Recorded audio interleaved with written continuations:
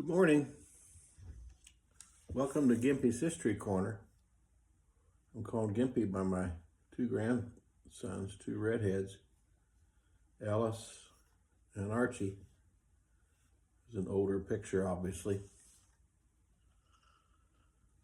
They're now both in school, 4th grade and kindergarten, having a great time, doing a good job for their teachers and their parents. Good job, boys.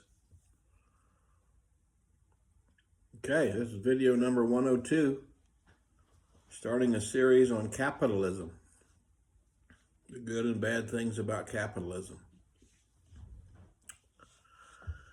Okay, what are the origins of capitalism?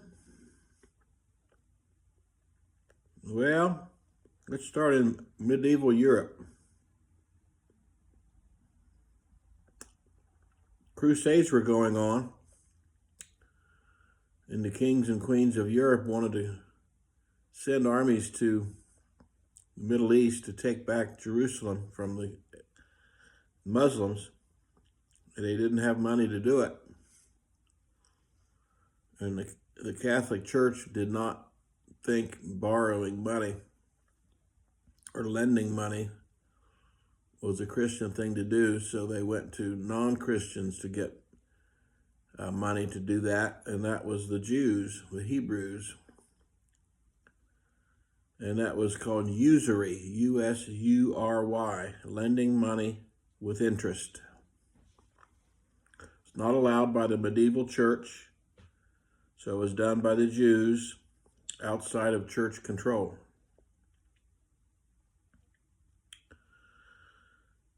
And the mercantile system ended up arising out of this scenario in the 14th century onward. European powers expanded trade networks throughout the world with colonialism. Spain went to Central and South America. Many European countries went to Africa, China, India. Monopolies started, state-backed enterprises like the Dutch East India Company. And then later you had the Dutch West India Company. So these were kind of combined government and private enterprises. They were private for the most part, but they needed government permission. About this same time, Europe was transitioning from feudalism.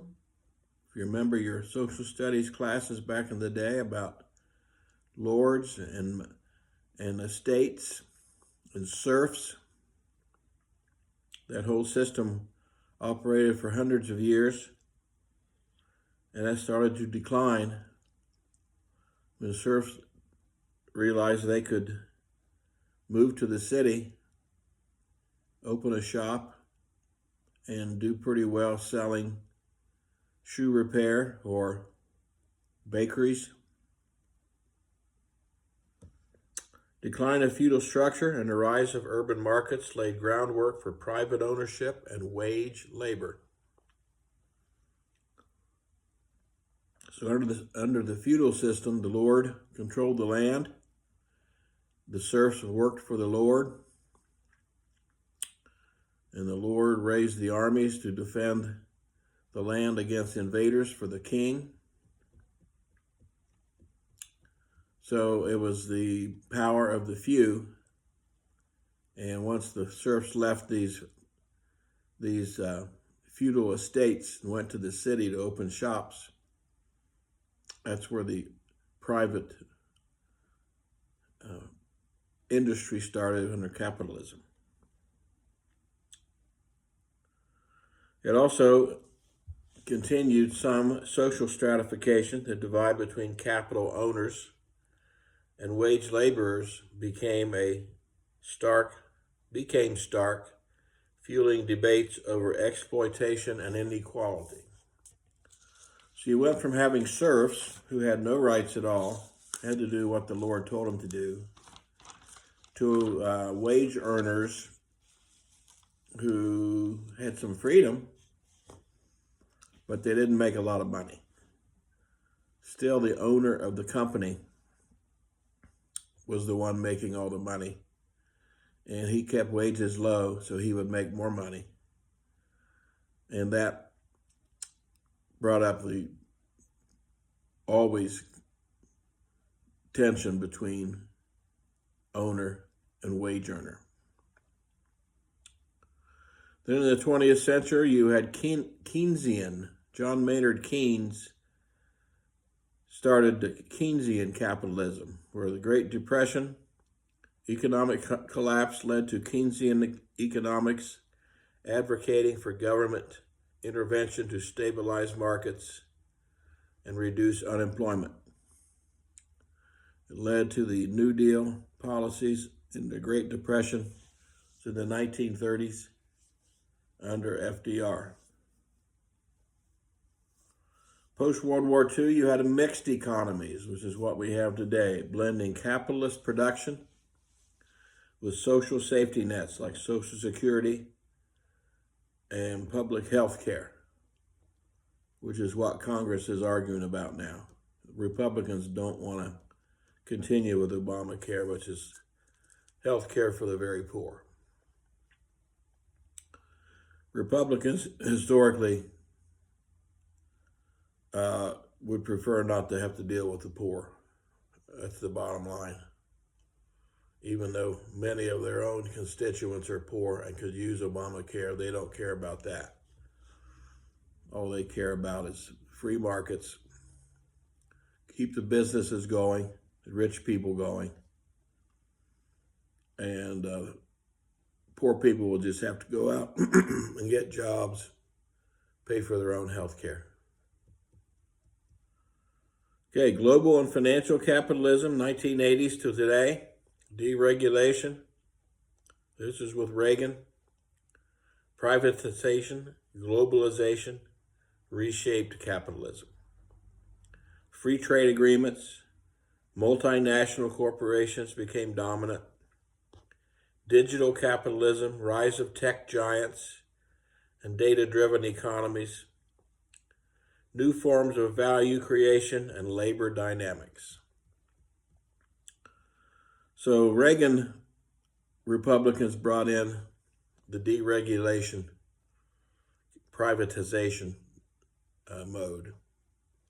So that's what we've done. Since World War II, we've gone back and forth between Keynesian, where the government intervenes to help, and I think they call it neoliberalism or Reaganomics, where the government stays out and lets the market take care of itself. So that leads to intellectual debates and government shutdowns like we have today. The critics of the capitalist system, of course, are Marxists, socialists, environmentalists, have long challenged capitalism's focus on profit over people and the planet. The 3 Ps. Profit over people, which are the workers, and the planet, which is our environment.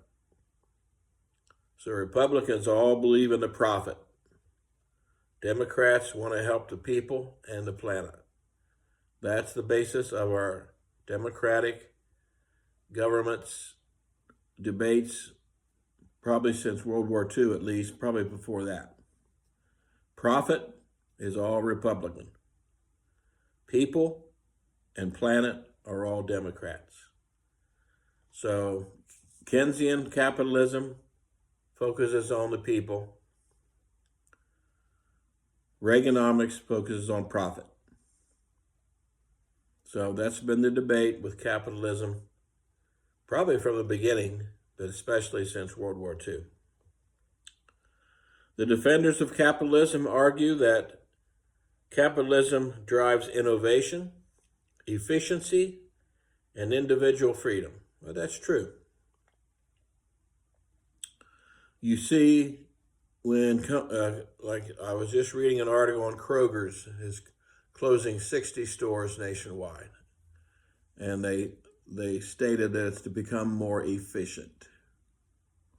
Well, 60 stores closing means so many people lose jobs. That's profit over people. So that's the argument, and I can't tell you which one's right. The owners of the companies have a right to open and close as many as they want. But if they don't have profit, they don't stay open.